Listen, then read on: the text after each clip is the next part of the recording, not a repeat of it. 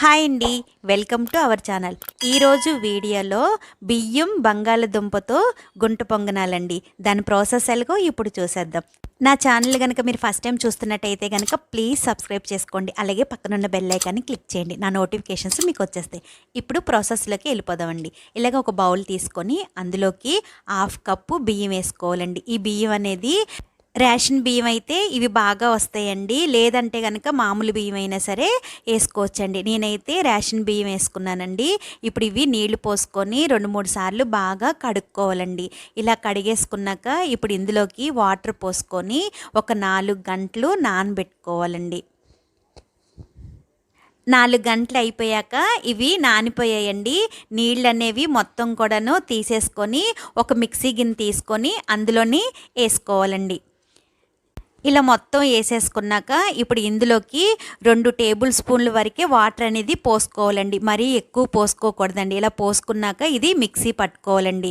కొంచెం సేపే ఇది మిక్సీ పట్టుకున్నాక ఇప్పుడు మూత ఓపెన్ చేసుకొని ఇప్పుడు ఇందులోకి ఒక మీడియం సైజు బంగాళదుంప అండి ముందుగానే ఉడకపెట్టుకొని తొక్క తీసుకొని ముక్కలుగా కట్ చేసుకొని రెడీ చేసుకున్నానండి. ఇప్పుడు ఇది ఇందులో వేసేసుకోవాలి. ఇప్పుడు ఇందులోకి 1/2 కప్పు పెరుగు వేసుకోవాలండి. ఈ పెరుగు అనేది కొంచెం పుల్లగా ఉండేలాగా చూసుకోవాలండి. ఇప్పుడు ఇది మిక్సీ పట్టుకుందామండి. మెత్తగా పేస్ట్ లాగా మిక్సీ పట్టుకోవాలండి. ఇలా మిక్సీ పట్టుకున్నాక ఇప్పుడు ఇదంతా కూడాను ఒక బౌల్లోకి తీసేసుకుందాం. ఇలా తీసేసుకున్నాక ఇప్పుడు ఇది ఇంకా పక్కన పెట్టేసుకుందామండి. ఇప్పుడు చిన్న మిక్సీ గిన్నె తీసుకొని అందులోకి 2 కానీ 3 కానీ పచ్చిమిర్చి అనేది వేసుకోవాలండి. మీరు తినే కారాన్ని బట్టి పచ్చిమిర్చి వేసుకోవాలండి. ఇప్పుడు ఇందులోకి 1 ఇంచు అల్లం అండి ముక్కలుగా కట్ చేసుకొని ఇందులో వేసుకొని మిక్సీ పట్టుకోవాలండి. ఇది కొంచెం కచ్చాబెచ్చాగా మిక్సీ పట్టుకున్నాక ఇప్పుడు ఇది రెడీ అయిపోయిందండి. ఇదంతా కూడాను ఒక చిన్న బౌల్లోకి తీసుకొని పక్కన పెట్టుకుందామండి. ఇప్పుడు ముందుగానే మిక్సీ పట్టుకొని పిండిని రెడీ చేసుకొని పక్కన పెట్టుకున్నాం కదండి. దాంట్లోకి రుచికి సరిపడా ఉప్పు వేసుకోవాలండి. ఒక మీడియం సైజు ఉల్లిపాయ తీసుకొని చిన్న చిన్న ముక్కలుగా కట్ చేసుకొని ఇందులో వేసుకోవాలి. ఇప్పుడు ఇందులోకి చిన్న చిన్నగా కట్ చేసుకున్న కొత్తిమీర అండి 2 టేబుల్ స్పూన్లు వేసుకోవాలి. ఇప్పుడు ఇందులోకి మనం ముందుగానే మిక్సీ పట్టుకొని ఉంచుకున్నాం కదండి పచ్చిమిర్చి అల్లం, ఇప్పుడు ఇది కూడాను ఇందులో వేసేసుకోవాలి. ఇప్పుడు ఇందులోకి 1 టీ స్పూను జీలకర్ర వేసుకోవాలండి. ఇప్పుడు ఇదంతా కూడాను బాగా కలిసేలాగా కలుపుకోవాలి. ఇలా మొత్తం అంతా కూడాను కలిసేలాగా కలిపేసుకున్నాక మనకి పిండి అనేది మరీ లూజుగా కాకుండా అలాగని మరీ గట్టిగా కాకుండా ఈ కన్సిస్టెన్సీలో ఉండేలాగా చూసుకోవాలండి. ఇప్పుడు ఇది పక్కన పెట్టుకొని స్టవ్ వెలిగించి స్టవ్ మీద గుంట పొంగనాలు పాన్ పెట్టుకోవాలండి.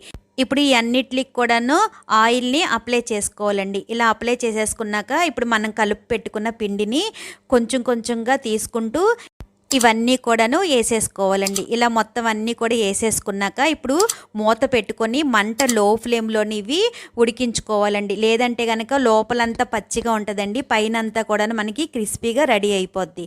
మూత ఓపెన్ చేసుకుంటే ఈ పైన అంతా కూడా మనకి డ్రై అయిపోయినట్టు ఉంటుంది కదండి. అప్పుడు మనకి ఇవి ఒక సైడు రెడీ అయిపోయినట్టే. ఈ పైన అంతా కూడాను ఆయిల్ని అప్లై చేసుకోవాలండి. ఇలాగా అన్నిటికి కూడాను ఆయిల్ అనేది అప్లై చేసేసుకున్నాక రెండో సైడ్కి తిప్పుకోవాలండి. ఇవన్నీ కూడాను రెండో సైడ్ తిప్పేసుకున్నాక మంట లో ఫ్లేమ్లో పెట్టుకొని మూత పెట్టుకొని 5 నిమిషాలు కుక్ చేసుకోవాలండి. 5 నిమిషాలు అయిపోయాక మనకి ఇవి రెడీ అయిపోయండి. ఇవన్నీ కూడాను ఒక ప్లేట్లోకి తీసేసుకోవడమేనండి. ఇలాగే మిగిలిన పిండిని కూడా వేసుకొని అవి కూడా రెడీ అయిపోయాక ఒక ప్లేట్లో తీసుకొని టమాటా చట్నీతోని సర్వ్ చేసుకుంటే చాలా బాగుంటాయండి. నచ్చిందా అండి? ఈ వీడియో కనుక మీకు నచ్చినట్టయితే లైక్ చేయండి, షేర్ చేయండి, మీ ఫ్రెండ్స్కి ఫార్వర్డ్ చేయండి. సబ్స్క్రైబ్ చేసుకోండి అసలు మర్చిపోద్దండి. పక్కనున్న బెల్ ఐకాన్ని క్లిక్ చేయండి. నా నోటిఫికేషన్స్ మీకు వచ్చేస్తాయి. Thanks for watching.